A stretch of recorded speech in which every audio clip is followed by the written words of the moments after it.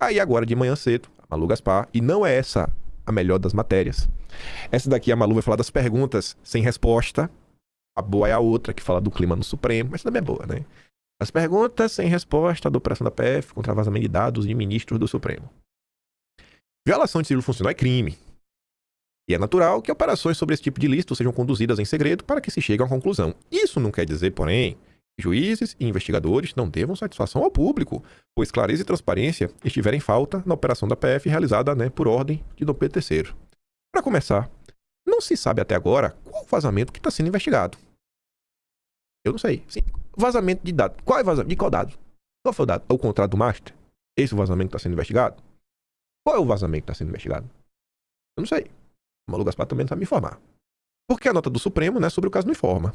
O texto, escrito no gabinete de Dom Pedro III, diz apenas que, aspas, a exploração fragmentada e seletiva de informações sigilosas de autoridades públicas, divulgadas sem contexto e sem controle jurisdicional, tem sido instrumentalizada para produzir suspeitas artificiais de difícil dissipação. Ou seja, tem exploração fragmentada e seletiva de informações sigilosas. Tá? Que informações sigilosas são essas? Estão vazando, a conta-gotas? Que informações? Aí a Malu Gaspar fala, resta óbvio que ele se refere ao caso do Master e à revelação de situações promíscuas de Dias Toffoli e dele mesmo com o Paquito. Aí ela cita lá o contrato milionário. Mas, se é esse o caso, com a ação de terça, Dom Pedro III, mais uma vez, comanda uma apuração em que ele é, ao mesmo tempo, a vítima, o investigador e o juiz. Não mudou nada, Se valia antes, por que não vai valer agora? Se valia contra o bolsonarismo, por que não vale agora? Falta nexo também na inclusão dessa investigação no inquérito das fake news. É a mesma coisa que a Escostegui já falou. Desta vez, os fatos investigados são recentes, não tem nada a ver com o contexto de 2019, mas o inquérito zumbi continua brigando por ações sigilosas que não são propriamente encerradas. No caso de 2019, como lembrou o Sindicato dos Auditores da Receita em nota oficial divulgada na terça, isso aqui é relevante, 2 auditores foram investigados lá atrás, investigados por suposto vazamento, acabaram sendo reintegrados ao serviço pelo próprio Dom Pedro III. Neste caso, todo o inquérito está sob sigilo. Pois é, Mas os nomes dos servidores que receberam tornozeleira eletrônica por terem acessado os dados de Viviane e de seu filho já foram divulgados. Outra estranheza com a ação desta terça é que a Receita ainda não terminou de fazer o rastreamento que ele determinou. De acordo com a informação oficial, o trabalho termina nos próximos dias. Então, por que a pressa de fazer uma operação em pleno carnaval, ao invés de esperar a conclusão dos trabalhos? E se surgirem novos acessos indevidos, praticados por outros servidores? Serão feitas novas operações? Talvez a resposta para essa pressa esteja na outra matéria da Malu Gaspar. Se o caso do Master continuar crescendo ao longo da semana e aparecer mais informações, talvez o resultado dessa operação possa ter alguma valia. A gente vai chegar lá. A nota do Supremo diz ainda que acessos ilegais foram seguidos de posterior vazamento das informações sigilosas. Ao mesmo tempo, porém, informa que foi pedida a quebra de sigilo telemático e bancário dos servidores da Receita. Bem, um acesso indevido a dados sigilosos só vira vazamento, acessar de forma ilegal e irregular é uma coisa, vazar é outra. Para o acesso irregular virar um vazamento, isso só ocorre se essas informações forem repassadas a alguém. A Receita pode atestar que os dados dos parentes de Dom Pedro III foram acessados sem justificativa razoável ou de forma ilícita. Beleza. Mas como o Supremo pode dizer que houve vazamento, se ainda nem quebrou o sigilo dos investigados? Como é que já tem essa certeza? Com base no quê? A Malu Gaspar não sabe informar, mas eu tenho certeza que tem justificativa, porque o ministro Dom Pedro III é o homem mais democrático desse país. Ele é um grande democrata, ele é petista. Ele diz que não, mas ele é petista, ele é amigão do Lula. E vocês sabem que todo amigo do Lula é gente boa.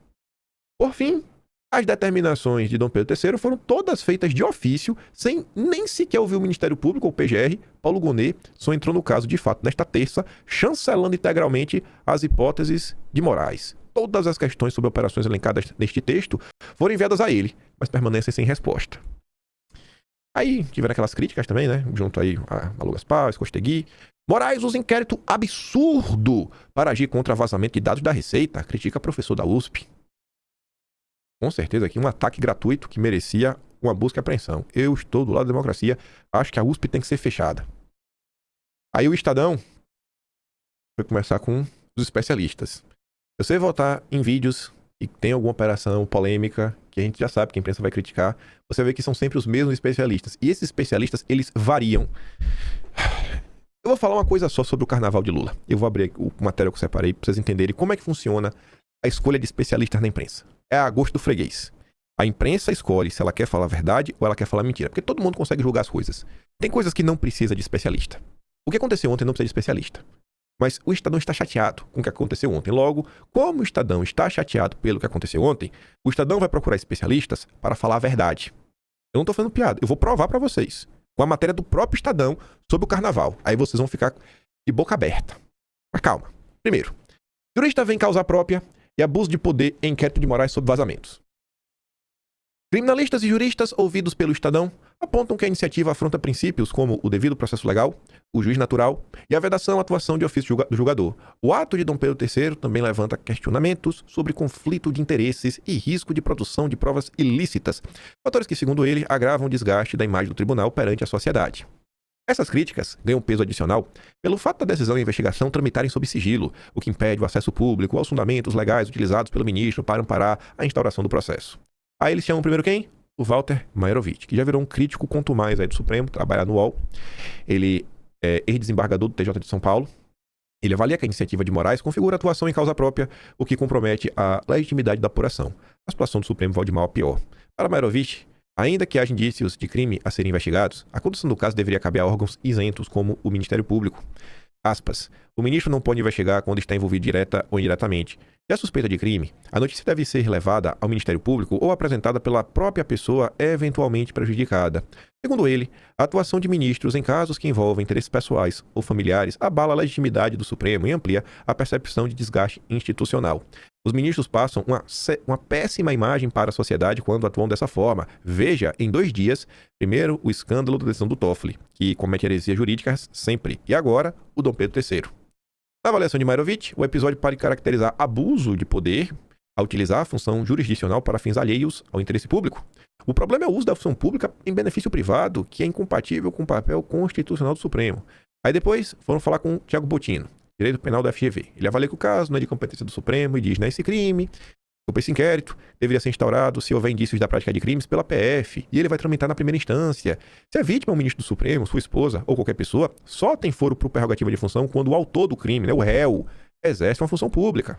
Além da discussão sobre a competência do Supremo, o criminalista Marcelo Crespo, que é figurinha carimbada nas notas do Supremo quando é para falar a verdade, coordenador do curso de Direito da SPM em São Paulo, ele avalia que a iniciativa de Dom Pedro III toca um dos pontos mais sensíveis do funcionamento da Corte, ao colocar em xeque garantias centrais do processo penal.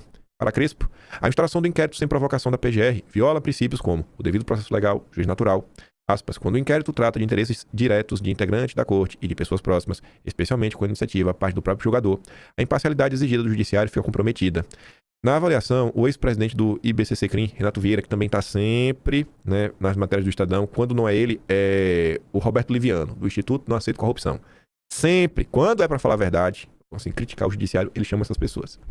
A decisão avança para um patamar de irregularidade jurídica e de possível desvio de finalidade. Para ele, a instauração do inquérito contraria o regimento interno do Supremo, que autoriza a atuação do presidente da Corte em defesa de interesses institucionais, mas não permite que o relator instaure investigação criminal sem provocação da PGR ou da Polícia Federal. Quando o Estadão quer proteger o Estado Democrático de Direito, eles vão chamar o Davi Tangerino, aquele carequinha de óculos, o calvo, feio de doer. O outro, eu acho que o nome é até Botim também, mas não é esse, não é outro, que é o Botim do Prerrogativas. E direto tá batendo no cartão na Globo. Tem um cabelo meio encaracoladinho, usa óculos também. Não é o de cabelo lambido, não. E terninho todo. Não, é o outro. O cabelo é meio enroladinho. São sempre esses. Já nomes, Karim, pode pegar aí. Meteu o Davi Tangerino. Pode parar de ler. Pode parar de ler, porque já é uma matéria aí que não vale de nada. Quando é uma matéria que tem que criticar sem dar brecha pra falar bem do bolsonarismo, chama o Conrad Hübner. Certeza. Judiciário. Os comentaristas do judiciário seguem a mesma linha dos comentaristas de economia. Quando você quer fazer economia, aí você chama Helena Landau, Persarida, Armínio Fraga, né, Pedro Malan, Edmar Baixa, Andelara Rezende, Gustavo Franco, Gustavo Loyola, Melcio da Nóbrega, Samuel Pessoa, Marcos Mendes, Alexandre Schwartzman. Todos pensam iguaizinhos. Todos são tucanos ou petistas tucanos, né? Petucanos. Sempre assim. É o meu padrão. Segue um padrão. Você vai lendo, você vai começando a decorar esses nomes. Mas calma que eu vou mostrar na prática para vocês como o Estadão atua. Se houve vazamento de dados sigilosos envolvendo parentes de ministros, escritórios de advocacia, essas pessoas podem, como qualquer cidadão, buscar as medidas judiciais cabíveis. O que não parece legítimo é acionar a jurisdição penal do Supremo para proteger interesses pessoais ou familiares, diz ele. Eu vou até deixar aí, essa aí do Supremo. Aqui, ó.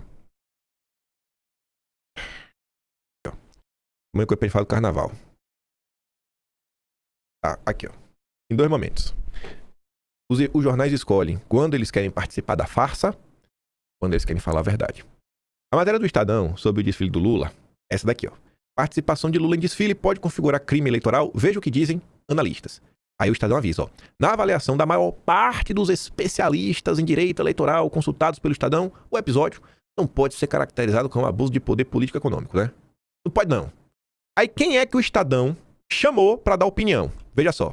O advogado eleitoral Valber Agra, autor da AGE que tornou Bolsonaro inelegível. O Estadão foi atrás de um petista. Vamos perguntar pro petista que tornou Bolsonaro inelegível o que é que ele acha do Lula. Aí o petista avalia que a homenagem da escola pro Lula não teve gravidade necessária para que o Lula seja responsável no TSE. Aí você pega qualquer pessoa mais independente, não. Já a advogada eleitoral Marina Moraes discorda da avaliação. Para ela, a AGE é cabível neste momento, porque a investigação pode trazer maiores esclarecimentos sobre o financiamento do evento, como ele foi pensado, seu impacto no eleitorado. Ela destaca ainda que a presença de Lula na Sapucaí e no desfile compõe o núcleo da questão jurídica. A imagem do Lula ajuda a compor a parte imaginética, né? O que o eleitorado terá em mente quando se lembra do desfile. Aí você vê a Folha de São Paulo também falou com especialistas. Eu só coloquei um parágrafo.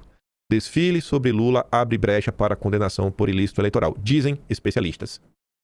O desfile, em homenagem a Lula, gerou brecha para a condenação eleitoral, na opinião de especialistas ouvidos pela Folha. A maioria dos especialistas do Estadão discorda. É porque o Estadão foi perguntar por prerrogativas. Foi perguntar para advogado lulista, petista.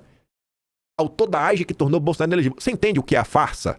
Você entende o que é a farsa? Quando eu digo, é uma farsa, é uma mentira. São cúmplices. A imprensa é cúmplice. Cúmplice. Dá para obter a verdade? Lendo a imprensa dá. Você vê. Você vê o que diz o Estadão? Você vê que o Estadão pelo menos se entrega. Ó, vamos aqui nos entregar. A gente foi perguntar para o advogado petista. E depois você vê a Folha de São Paulo, você faz o contraponto. É o consórcio desmentindo o consórcio, e você usa da lógica, né, do senso comum, do cérebro que Deus te deu, você não é petista, você não come bosta, e aí você chega na verdade. Dá pra obter a verdade lendo essa bosta. Dá, só não seja petista. Se a imprensa falasse a verdade desde sempre, não estaríamos vivendo o que vivemos hoje. É tipo o Samuel Pancher dando chilique na internet dias atrás. O marceneiro do Metrópolis, o Samuel Pancher, ele não quer que as pessoas lembrem que ele ajudou a criminalizar médicos, patologistas, né? Enfim, todo esse pessoal que trabalha no campo aí da microbiologia, estudo de patógenos, parasitologia, estava tentando entender o que se passava na época do Fica em Casa, tentando auxiliar o governo a lidar com a situação, criminalizar tratamentos, né? Que a OMS, o Átila não permitiam. Esse era o Samuel Pancher. Aí criou lá o Shadow Cabinet, um vídeo com música fúnebre, cheio de efeitos especiais, um monte de maluquice. E ele prontamente se orgulhou de ir lá no UOL pra explicar as 36 horas que ele gastou vendo material. Nossa, às vezes eu vi uma live inteira, tinha 30 segundos. Olha que mente doente. Olha como... Faz esse recorte e manda lá pro marceneiro do Metrópolis. Olha como tu é um doente, marceneiro. Tu se orgulhou, tu falou lá pro UOL, tu se orgulhou de ver um vídeo inteiro e tu pegou 30 segundos. A 30 segundos. Tu vê, é uma discussão de mais de hora. Pessoas da área da saúde. Aí os 30 segundos que tu acha que dá pra criminalizar pessoas, pra fortalecer o regime de perseguição, que enfiou várias pessoas na cadeia, que matou o Clesão, aí tu se orgulha, peguei lá, olha o que eu fiz. Isso é o jornalismo brasileiro. Aí depois fica dando chilique na internet quando você mostra.